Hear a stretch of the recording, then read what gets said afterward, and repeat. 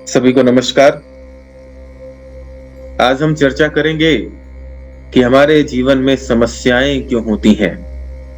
तरह तरह की समस्याएं, चाहे वो आर्थिक रूप की समस्या हो यानी धन की समस्या, काम को करने में जो अवरोध उत्पन्न होते हैं उसकी समस्या, या फिर हमारे संबंधों में, हमारे रिश्तों में जो कड़वाहट हो जाती है, जो परेशानियां आती हैं वो समस्या, या किसी तरह के शारीरिक और मानसिक रोगों के रूप में जो समस्या मिलती है हमें। किसी भी तरह की समस्या के दो कारण होते हैं। इन दो कारणों को अगर आपने समझ लिया तो आप इन समस्याओं से बाहर निकल आएंगे बहुत आराम से। बहुत सरल है। सबसे पहला कारण है हमारे द्वारा किए गए कर्म। पूर्व में जाने अनजाने में हमने कुछ भी कर्म किया होता है, चाहे वो अच्छा कर्म है चाहे वो बुरा कर्म है, हमें हमारे कर्मों का ही फल वर्तमान में मिलता है। हो सकता है वो कर्म हमने इस जन्म में ही किए हो, या हो सकता है हमने पिछले जन्मों में किए हो, पर हमारे जीवन की सभी समस्याएं हमारे ही कर्मों का फल है। जैसे कि एक बच्चा है और वो बच्चा कुछ बदमाशी करता है। शायद बच्चे को पता नहीं होता कि वो कुछ गलत कर रहा है, लेकिन फिर हम उसको कुछ दंड देते हैं, सजा देते हैं।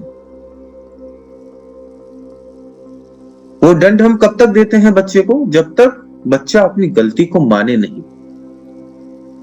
बच्चा अपनी गलती मान ले कि हाँ सर, या हाँ पापा, हाँ या मम्मी, मुझे माफ कर दो, अब मैं दोबारा ये गलती नहीं करूंगा, मुझसे गलती हो गई है।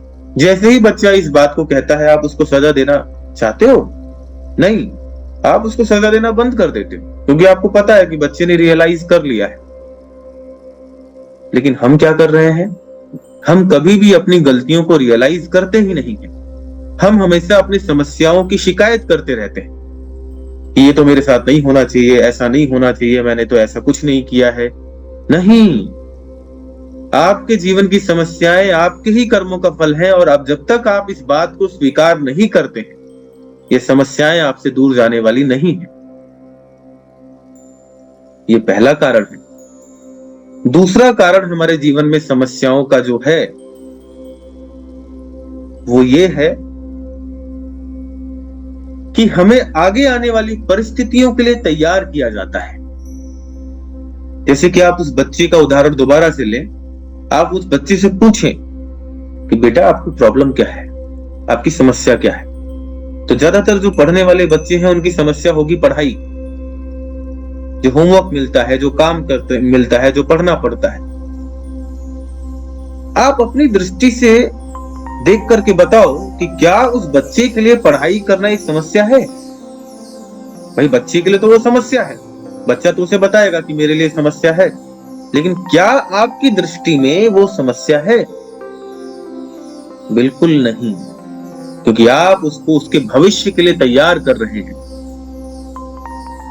ठीक इसी प्रकार से ईश्वर हमारे जीवन में तरह तरह की परिस्थितियां पैदा करता है, समस्याएं पैदा करता है, ताकि हम आगे आने वाले समय में तैयार हो सकें।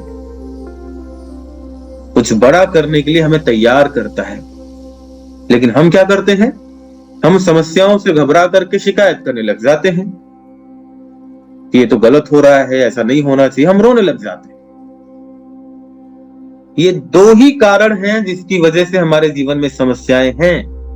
पहला कारण है आपके पूर्व में किए गए कर्मों का फल, चाहे जाने में चाहे अनजाने में। और दूसरा कारण है आगे आने वाली परिस्थितियों के लिए हमें तैयार किया जाता है। और जब तक हम अपनी समस्याओं को स्वीकार नहीं करेंगे, आप उससे बाहर नहीं निकल सकते। दोनों ही परिस्थितियों में। पहली परिस्थिति में कि भाई आपने कुछ गलत किया है तो उसका दंड मिलना है।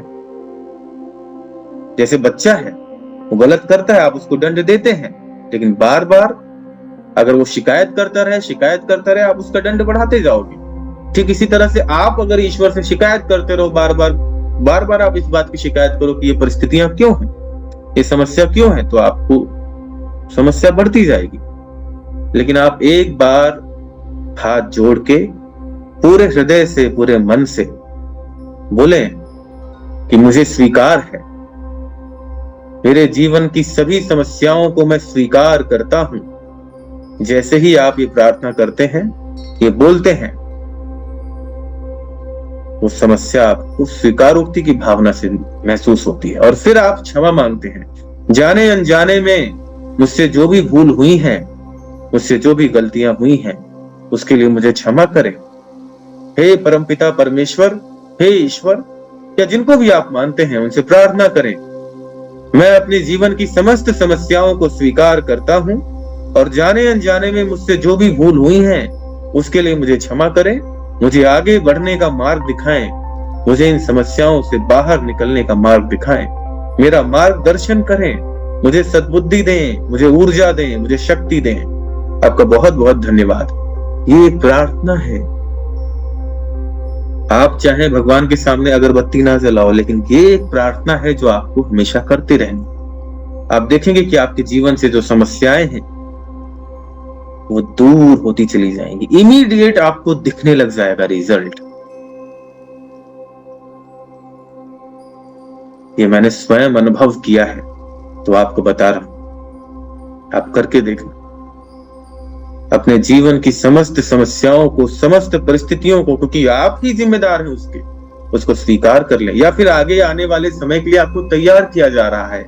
दोनों ही स्थिति में आप अपनी समस्याओं को स्वीकार करें और क्षमा मांगे और आगे बढ़ने के लिए, सद्बुद्धि प्रदान करने के लिए प्रार्थना करें। बस देखेंगे कि आपकी समस्या बहुत जल्द ही दूर होने लग जाएगी। बस आज के लिए इतना ही। Thank you so much. आपका बहुत बहुत धन्यवाद। ईश्वर आपका कल्याण करे।